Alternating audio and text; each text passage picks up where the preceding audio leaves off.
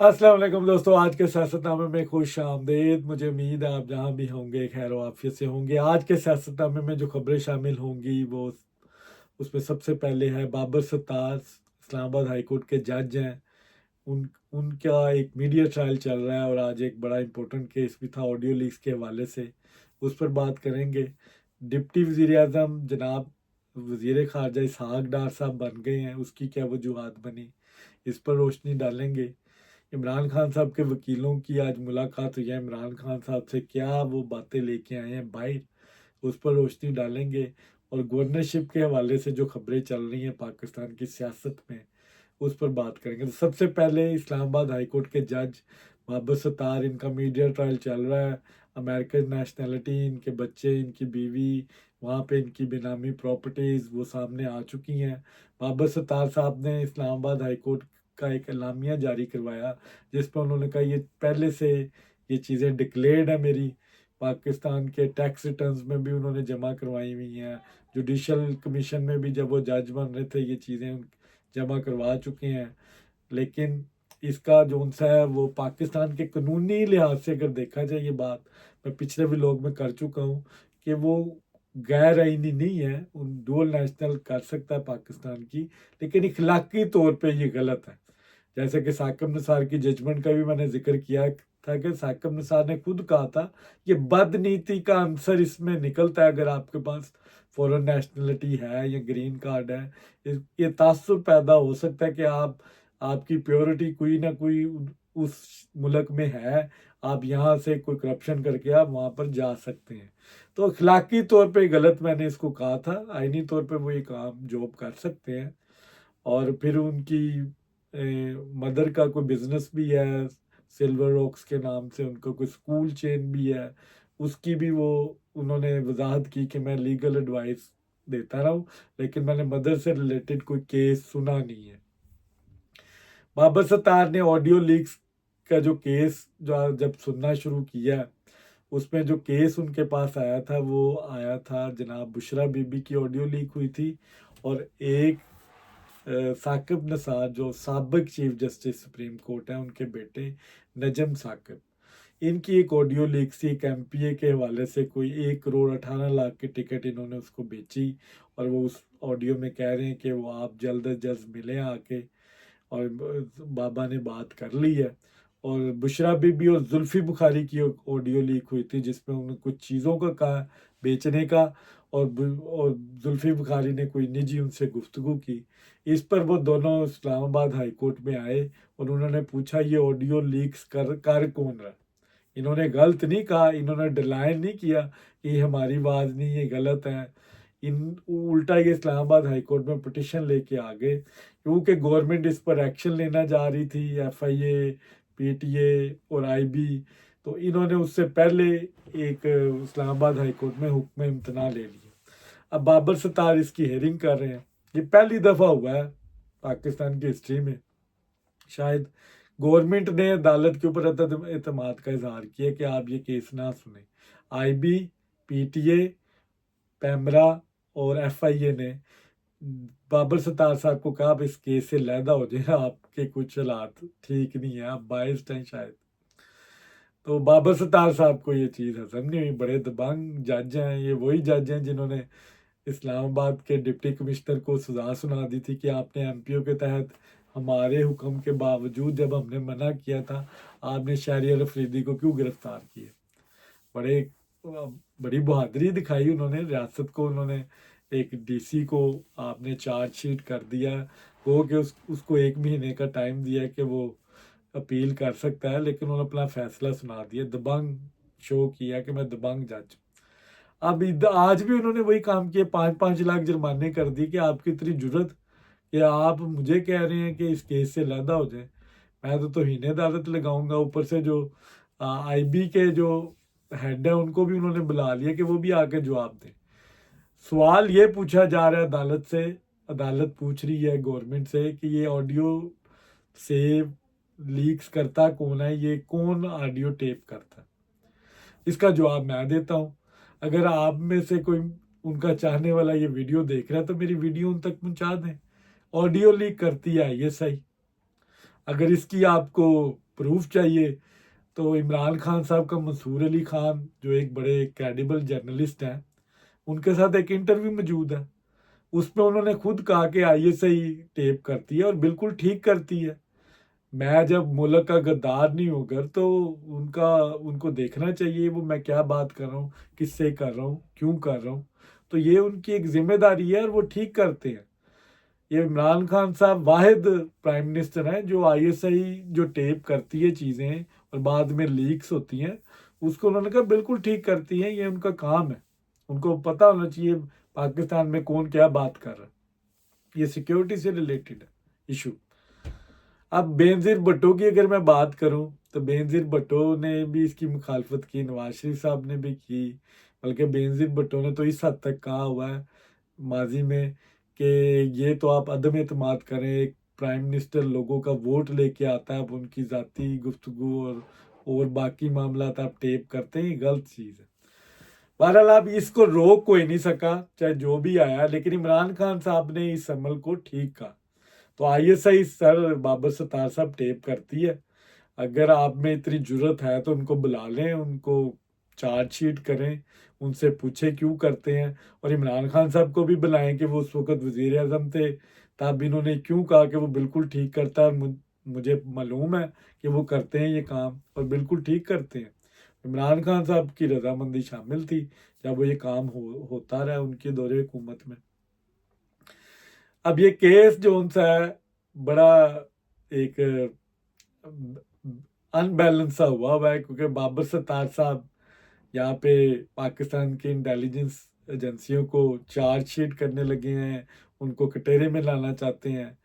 दूसरी तरफ एक और तबका है जो बाबर सत्तार की मीडिया ट्रायल कर रहा है, उनके खिलाफ सोशल मीडिया पे मवाद लेके आ रहे हैं उनके बच्चों की, उनका इवन के ग्रीन कार्ड जोन सा है वो भी सोशल मीडिया पे आ गया। तो अब देखना ये जीतता कौन है। ये ब्राह्मण ब्रीड की लड़ाई है। ये जैसा कि अब पहले यहाँ पे थोड़ा सा अगर मैं अपना ज़ाती तज्जिया पेश करूँ, इस सारे अमल को मैं जब देखता हूँ, पहले एक इस्टेब्लिशमेंट पाकिस्तान की आर्मी थी जो वो लेके आती थी पाकिस्तान में तो हुक्मरानी का स्टाइल कि कौन पाकिस्तान को लीड करेगा, वो एक सपोर्ट करती थी। फिर आर्मी का रास्ता रोका, 58 टू बी वो मार्शल का रास्ता रोक दिया गया। अब एक नई टर्म निकली जुडिशल मार्शल जो हमने 2017 में देखी नवाज शरीफ साहब के केस में। अब एक और स्टेक ऐड हो गया पाकिस्तान की तर्ज हुक्मरानी डेमोक्रेसी में, आप कह लें कि एक और स्टेक है। पहले तो स्टैब्लिशमेंट थी जो जिनकी मर्जी से हुक्मरान आते थे और जाते थे, अब अदालत भी एक स्टेक बन गई है 2017 के बाद।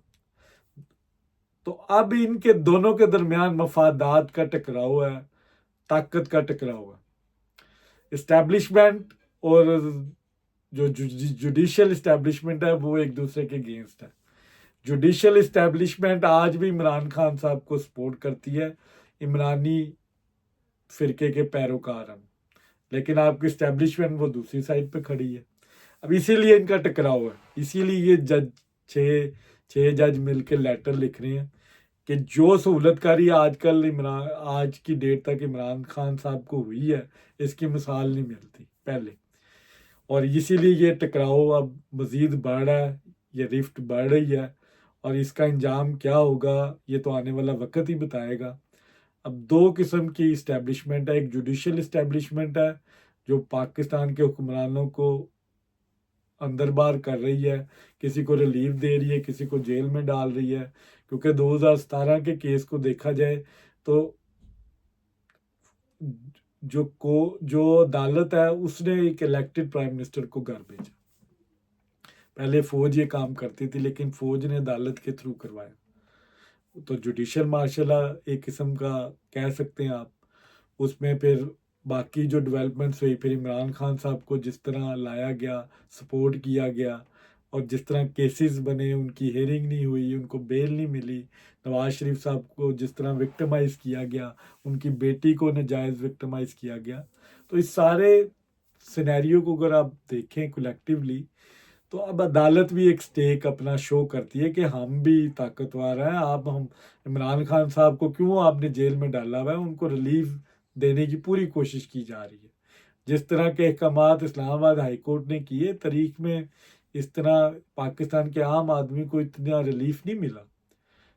4 मुलाकातों की इजाज़त है, इमरान खान साहब की मर्ज़ी का सेटअप दिया गया उधर, और इमरान खान साहब को 2-3 केसों में रिलीफ भी दिया गया, उनको फुल सपोर्ट किया जा रहा है, ट्रायल उनकी मर्ज़ी का हो रहा है, इमरान खान साहब खुश हैं, किसी किस्म का उनको उन पर दबाव नहीं है, पार्टी के मामलात भी वो चला रहे हैं। जबकि नवाज शरीफ के केस में नवाज शरीफ साहब को एक मखसूस एक दिन दिया गया था जिसमें वो फैमिली और अपने बाकी पॉलिटिकल मुलाकातें एक दिन वो करते थे।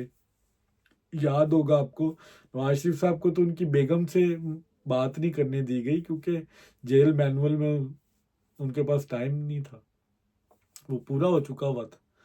तो हालात अब ये हैं कि अब जो जुडिशल इस्टेब्लिशमेंट है वो इमरान खान के हक में है, और जो मिलिट्री इस्टेब्लिशमेंट है वो इमरान खान के खिलाफ है। इसीलिए मफादात का टकराव है, ये दो ताकतवरों की लड़ाई है। इसमें पाकिस्तानी अवाम, पाकिस्तान की सियासतदानों को कोई लेना देना नहीं।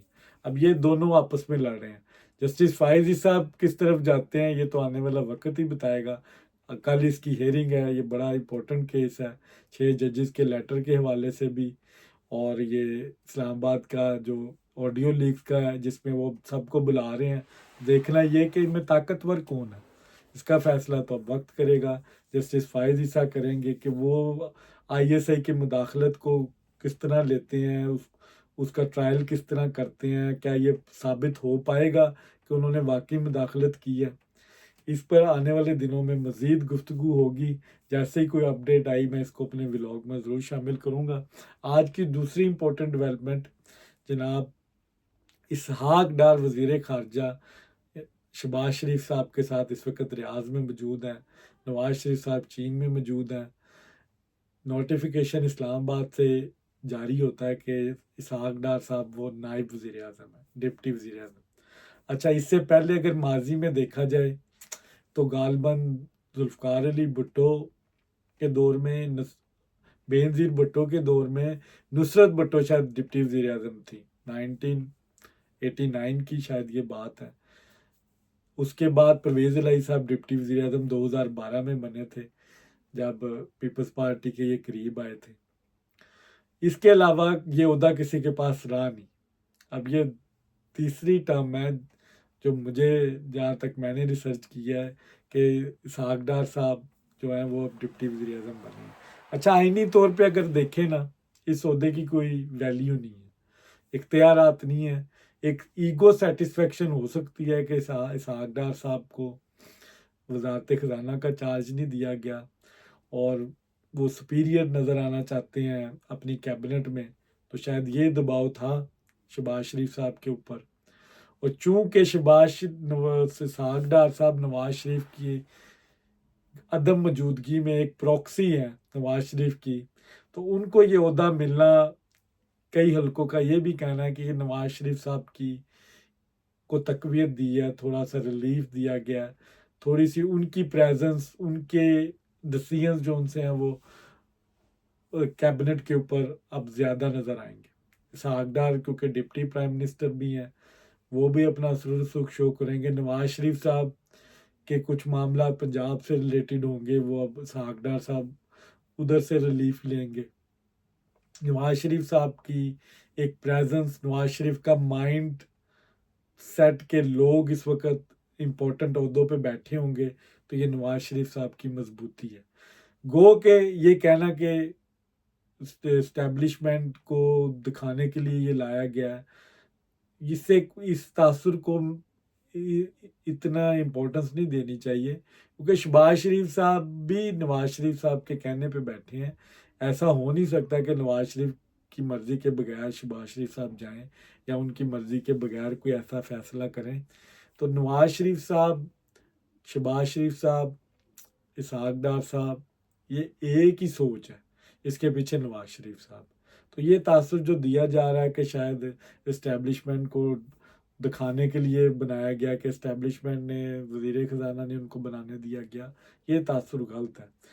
अब दो किस्म की इसमें बहस हो रही है। एक बहस ये है कि पीपल्स पार्टी ज्वाइन करना चाह रही है कैबिनेट को, और उनका ये ख्याल है कि हमने गलती की क्योंकि मुल्क अब थोड़ा बेहतरी की तरफ जा रहा है, इकॉनमी बेहतर हो रही है, स्टॉक मार्केट आप देख लें आज 73,000 को टच किया उसने, मामला दुरुस्त हो रहे हैं, एक पॉजिटिव वे की तरफ गवर्नमेंट का कर्व जा रहा है। तो पीपल्स पार्टी का ये ख्याल है कि उनको ज्वाइन करना चाहिए। अगर वो ज्वाइन करते तो उसमें जनाब बिलावल भुट्टो साहब, उनकी ख्वाहिश थी कि वो एक तो वज़ीर ख़ारजा बने, अगर वो वज़ीर ख़ारजा नहीं बन रहे तो उनको डिप्टी वज़ीर आज़म बनाया जाए, एक इम्पोर्टेंट पोस्ट दी जाए आफ्टर वज़ीर आज़म, सीनियर वज़ीर बनाया जाए यहाँ। तो इस असर को ज़ायल करने के लिए बनाया गया। दूसरी डिबेट ये है कि इस्टेब्लिशमेंट चूँकि अपने लोग ज़्यादा कैबिनेट में अपना असर और रसूख ज़्यादा शो कर रही है, मोहसिन नकवी और वजारत ख़जाना जो औरंगज़ेब हैं, उसकी सूरत में तो नवाज शरीफ साहब ने अपनी एक कोई चाल खेली है कि उन्होंने एक अपने बंदे को एक हाईएस्ट पोस्ट पे रखा आफ्टर वज़ीर आज़म, जिससे नवाज शरीफ साहब इस्टेब्लिशमेंट को एब्सोल्युटली नो बोलने वाले कि उनकी मर्ज़ी के बगैर कोई इकदाम करने जा रहे हैं, कोई बयानियाँ बनाने लगे हैं। जैसे पंजाब में भी वो एक्टिव हैं, अब वो पार्टी की सदारत भी उनके हाथ में आ गई है। अब इसहाक डार हमेशा हॉट सीट्स पे रहे हैं, जो जो इम्पोर्टेंट सीट्स नवाज शरीफ की गवर्नमेंट की होती है उसमें इसहाक डार साहब का एक कलीदी किरदार है। बड़े कॉम्पिटेंट पर्सनैलिटी है इसहाक डार साहब, मैंने उनके साथ काम भी किया है और मुझे बड़ी खुशी होती है जब उनको कोई ऐसा इम्पोर्टेंट ओहदा मिलता है। वो एक चीज़ों को प्रोफेशनली लेके चलते हैं और उनकी जो इंटेलिजेंस है, वो जब मैंने उनके साथ काम किया तो मैं उससे काफ़ी मुतासर हुआ। तो इंटेलेक्चुअल बंदे हैं, इकॉनमी को भी वो अच्छी तरह समझते हैं, बाकी मामलात में भी उनकी एक बड़ी दूरंदेशी है। और अब अगर वो डिप्टी प्राइम मिनिस्टर बनते हैं तो वो ऑब्वियसली वो वजारत ख़जाना को भी डील कर सकते हैं ऑन अदर वे। वो किसी ना किसी तरीके से अब इकॉनमी के जो सूरत हाल है उसको भी वो चेयर कर सकते हैं अगर शहबाज शरीफ साहब ना मौजूद हों। तो एक ये भी वजह हो सकती है कि इसहाक डार साहब अपना को स्टेक बनाना चाहते हो, कुछ उनको डिसकम्फर्टनेस हो रही हो कि शायद उनको साइडलाइन किया गया, तो उस चीज़ को सेटिस्फाई करने के लिए उनको एक इम्पोर्टेंट पोस्ट दी गई है। वाले ये डिफरेंट आ रहा है, मेरे ख्याल में is a good move, politically भी नॉन पॉलिटिकली भी। इस आगदार जैसे बंदे को इम्पोर्टेंस देना कोई गलत बात नहीं है, और अगर वो कोई भी चीज़ करेंगे वो पार्टी के मुल्क के मुफाद के लिए एक पॉजिटिव साइन ही होगा। आज की जो तीसरी खबर है वो तीन फिर वकीलों की मुलाकात हुई है इमरान खान साहब के साथ। उन्होंने अब बाहर आके फिर वही ड्रामेबाजी कि हमने कमेटी बना दी है जो बात करेगी इस्टेब्लिशमेंट के साथ। इमरान खान साहब ने कहा मेरी उनसे कोई बात नहीं हो रही, ना आज तक हुई है, और ये तासुर ना दिया जाए कि मेरी कोई डील चल रही है उनके साथ। अब ये इन्हीं के लीडरान ये बातें कर रहे हैं, जनाब शहरियार अफरीदी साहब ने कहा, फिर उनके जो स्पोक पर्सन है राउफ सिद्दीकी वो कह रहे हैं कि 1.5 साल से कमेटी बनी हुई है उसको कोई मुँह ही नहीं लगा रहा।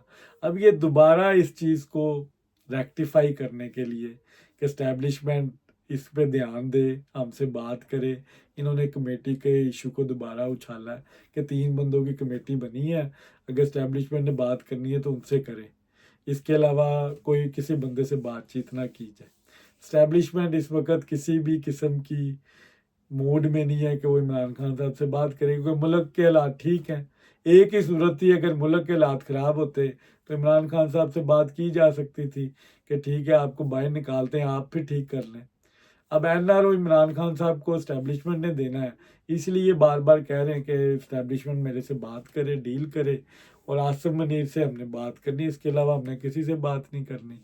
तो फिलहाल करंट सिनेरियो में आज की डेट तक इमरान खान साहब के लिए नो है, एब्सोल्युटली नो है। क्योंकि मुल्क के हालात ठीक चल रहे हैं, किसी किस्म की कोई प्रॉब्लम नहीं है, मुल्क पॉजिटिव वे में अपवर्ड जा रहा है। तो ये ज़रूरत पेश नहीं आ रही इस्टेब्लिशमेंट को, कहीं पे मुश्किलात नहीं है कि इमरान खान साहब से बात की जाए। तो अब अगर फ्यूचर में कभी मुल्क के हालात ख़राब हुए और अगर ये सेटअप ना चला तो फिर शायद इमरान खान साहब की बारी आ सकती है, कि फ़िलहाल नहीं। अभी फ़िलहाल इमरान खान साहब जंगल के बादशाह को जलील करें जितना कर सकते हैं, और उनको गालम गलोच करें, अपनी पीटीआई के सोशल मीडिया टीम को भी बोलें कि चढ़ाई जारी रखें, क्योंकि आर्मी इस मूड में नहीं है कि वो इमरान खान साहब से कोई बात करे। गवर्नरशिप के हवाले से 2-3 खबरें हैं। सिंध के गवर्नर भी चेंज होने लगे हैं। कामरान तसूरी एमक्यूएम का मर्जी से वो कह रहे हैं कि इनको चेंज किया जाए। नसरीन जलील का नाम आ रहा है और फरूक नसीम का नाम आ रहा है कि उनको बनाया जाए। केपी में एक नया नाम शामिल हुआ है जनाब खटक साहब का। तो खटक साहब ने बड़ी कुर्बानी दी है, इमरान खान साहब से लहदा होके इस्टेब्लिशमेंट को बड़े अजीज़ हैं, पार्टी भी उधर बनाई है, वो हार भी गए हैं। अब उनका नाम आया और वो सबसे पहले नंबर पे हैं इस वक्त। मौलाना फजलुर रहमान साहब के समधी हैं इस वक्त केपी के गवर्नर। मौलाना साहब के साथ आपको पता है क्या तल्लुकात है, इस वक्त तो पीटीआई से ज़्यादा करीब है, तो चांसेस असद खटक के ज़्यादा हैं। बलूचिस्तान में भी इस तरह इस्टेब्लिशमेंट की मर्ज़ी का होगा, और पंजाब में भी अभी तक पीपल्स पार्टी ने कोई नाम फाइनल नहीं किया, सिर्फ वो र्यूमर्स हैं। र्यूमर्स की बेस पर जनाब कायरा साहब का नाम भी था, चंद साहब का नाम भी था, मखदूम साहब का नाम भी था। तो अब देखते हैं पीपल्स पार्टी किस पर नाम फाइनल करती है। अभी वो प्रोसेस में है, उन्होंने कोई नाम फाइनल नहीं किया। It takes time. जैसे ही खबर मेरे पास आई मैं ज़रूर बयान करूँगा इस अपने व्लॉग के थ्रू। तो अगर आपको ये व्लॉग पसंद आया हो तो प्लीज़ इसको लाइक शेयर ज़रूर कीजिएगा और कमेंट ज़रूर किया करें। बहुत शुक्रिया।